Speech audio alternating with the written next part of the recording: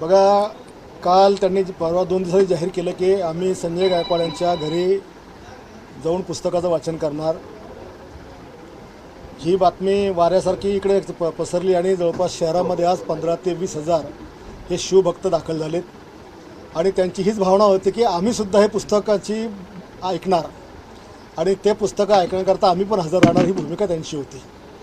आणि म्हणून सगळ्यांनी इथे एक छत्रपती शिवाजी महाराज आणि संभाजी महाराजांच्या पूजेचं आयोजन केलं होतं, पण पोलिसांनी परवानगी नाकारली। आम्ही ते कार्यक्रम रद्द केला आणि मग त्यांचे जे काही बाहेर गावातून या ठिकाणी लोक आंदोलन करता आले, प्रति आंदोलनाकरता आमचे लोक तिकडे गेले, परंतु मी बऱ्याचशा लोकांना जाऊ दिलं नाही, कारण मला कायदा सुव्यवस्था माझ्या मतदारसंघात बिघडवायची नव्हती।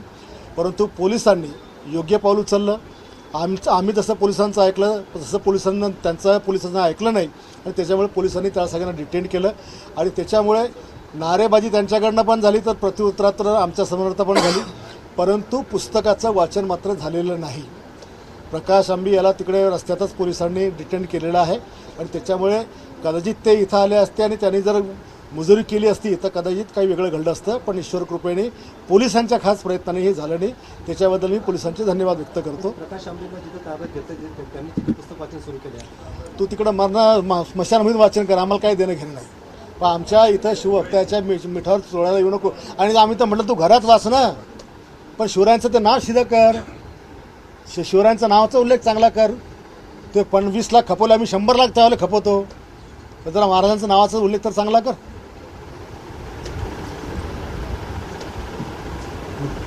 एकंदरीत हे जे आंदोलन झालं आज, यामुळे कुठेतरी राज्यभर चर्चा झाली।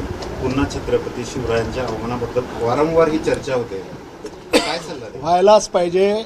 ज्या कोणी हरामखोर इतिहासकारांनी महाराजांना एकरी भाषेत प्रस्तुत केलेलं आहे, त्या सगळ्या शिवभक्तांना कळलं पाहिजे की या महाराष्ट्राच्या मातीमध्ये अशी अजून काही पिलावळं आहेत जी महाराजांचा विकृत इतिहास दाखवण्याचा प्रयत्न करतात। हे महाराष्ट्रातल्या तमाम शिवभक्तांना कळलं पाहिजे आणि तमाम शिवभक्तांचं हे पाहिल्यानंतर रक्त खवळलं पाहिजे की नाही, मी माझ्या महाराजांचा अपमान या देशात कधी सहन करणार नाही म्हणून। प्रशांत आंबी यांचे जे कार्यकर्ते त्या ठिकाणी आंदोलन करत होते, पोलिसांनी त्यांना बळजबरीने उचलून नेल्याचा आरोप केला आणि संजय गायकवाड जे आमदार आहेत त्यांनी पोलिसांना सांगितलं म्हणून उचलून नेलं, अजून दडपलं असं म्हणतात। हे पहा, आंदोलनाकरता आमच्याकडून 10-15 हजार लोक तयार होते। पोलिसांनी आम्हाला विनंती केली, आम्ही पोलिसांचा सन्मान ठेवला, आमची परवानगी नाकारली। तुमची नाकारली ना, मग तुम्ही पोलिसांचा सन्मान ठेवून घरी जायला पाहिजे।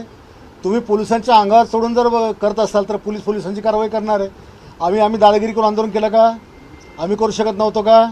आम्ही तर असं नाही म्हणत आमची मुस्कटदाबी केली। आमदार असून जर आमची परवानगी रद्द होते, आम्ही कायद्याचा सन्मान केला। मग तुम्ही कायदा मोडसाल तर पोलिसांचं कामच आहे ते कारवाई करायचं, त्यांनी केली।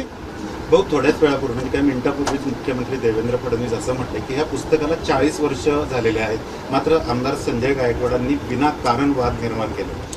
हे देवेंद्रजीचं स्टेटमेंट 4 दिवसापूर्वीचं आहे आणि माझी त्यांना पण विनंती की देवेंद्रजी, आपण सक्षम मुख्यमंत्री आहात, अनेक कायदे आपण या राज्यात बदलले, अनेक पुस्तकातले लेख आपण बदलले, या पुस्तकाकडे इतके वर्ष दुर्लक्ष जरी असेल, आता जर त्याच्याकडे कोणाचं लक्ष गेले आणि जर तुमच्या मनाला पटत असेल की महाराजांचा अपमान होतो, तर आपण हे पुस्तकाची भाषा बदलली पाहिजे।